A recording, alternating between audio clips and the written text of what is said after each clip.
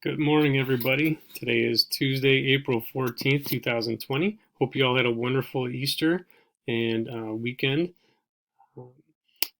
Today's Spirit Day is Bedhead Day or Crazy Hair Day. Well, when I get out of bed, I just kind of push some hair around and I'm okay. So for me, no crazy hair, but I did wear a crazy shirt.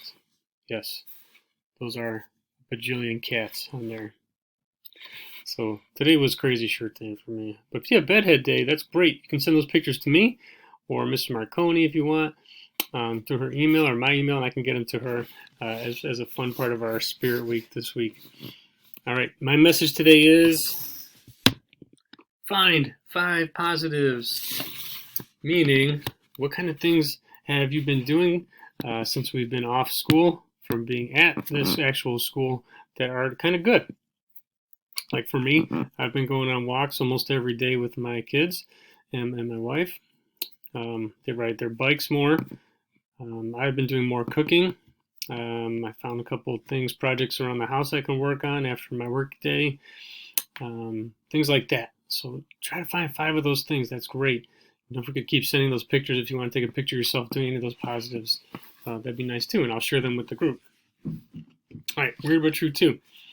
Here we go. 75% of all animals are insects. A lot of insects in our world. The wingspan of a 747 is longer than the Wright brothers' first flight. Scientists know more about the surface of the moon than the bottom of the ocean. A waterfall in Hawaii sometimes goes up instead of down. On sunny days, the Eiffel Tower in Paris, France leans toward the shade. Crocodiles can't chew, but they sure can chomp, right? All right, one more page. A dog can make about 100 different facial expressions. And the dog on the other page is saying, oh, that's weird. That's crazy. What about people? I don't know how many expressions they can make, right? Okay. Today's lesson is 4-13, page 243. And it talks about more subtraction of you going all the way left to subtract, or do you start out more to the right when you subtract? Now that means, are you going to look here? Everybody looks first in the ones place, right? You don't start looking in the hundreds place when you subtract. You always start in the ones place. That doesn't mean you can start over here, subtract, and then go this way. It means look in your ones place. 6 minus 7 you can't do. 7 is more than 6. So you have to look next door. And this is, I'll show you the left to right method first. Oh, 8 minus 8, can't do it. So you can go all the way. Well, you can do that. But if you ungroup there, then you have less. So pretend like you couldn't go all the way left, and you have to ungroup starting in your hundreds to make this work. And they say, okay, those 10s come over here. Now it's 18, 10 plus 8. Oh, but I still need to ungroup for this ones place. So instead of 18, now it's 17.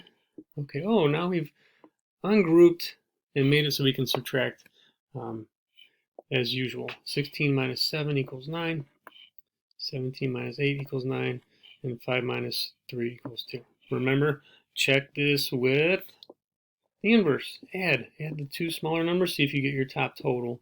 See if you did it right. Now, if I made a mistake, I can always go back and check my subtraction. 9 plus 7 equals 16. New group above. 1 plus 9 is 10. 10 plus 8, 18. New group above. 1 plus 2 is 3. 3 plus 3 is 6. 686. Does that number match the total? Sure does. Check. All right. Now this is the way we were always taught when we were kids. But this is the way I prefer now, actually. I just think that this is easier. If you can do it, if this is not a 0 in the tens place, do this, because I think this is a nice, quick, easy, instead of going all the way left, you can start right here. Well, let's see if we can subtract. 0 minus 7? No, you cannot take 7 things away from nothing. So you start right there, right to your right. More on the right side. This is subtracting on the right. So that 4 becomes a 3. Those 10 ones now go to the ones place. 10 minus 7 equals 3. 3 minus 6? Nope, can't do it. So again, go next door to get 10 more. So 10 plus 3 is 13. 13 minus 6 equals 7. And 2 minus 1 equals 1. All right, again, it's always nice if you're not real sure of yourself, you got to check that with the opposite operation. What's that called? Yeah, if you said inverse, you got it. So 173 plus 167. Let's see if we get that total up here. 3 plus 7 equals 10. New group above. 1 plus 7 equals 8. 8 plus 6 equals 14. New group above. 1 plus 1 plus 1 equals 3. So did we end up with that total? We sure did. Bingo.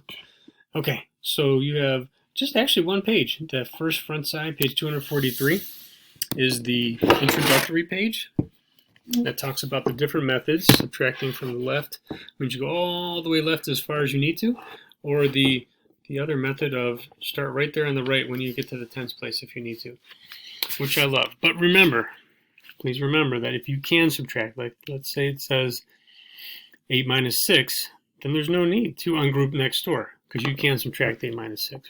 Okay? Keep that in mind. All right.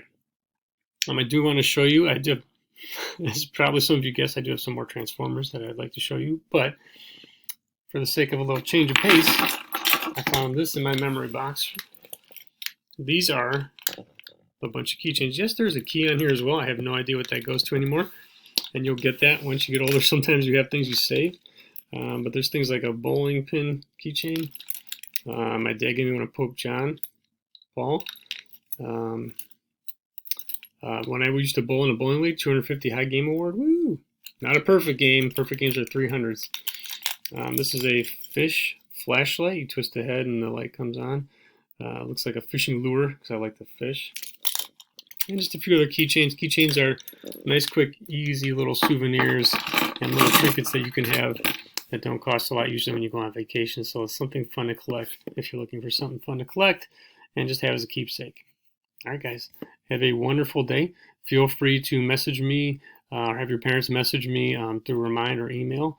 And if you guys can if you have not turned in your quick quiz number 1 or your fluency check number 7, please do that. And also fluency check 2, if you get quick quiz 2, unit 4, if you get a chance to do that, that'd be great as well. Okay, have a great day. We'll talk to you tomorrow.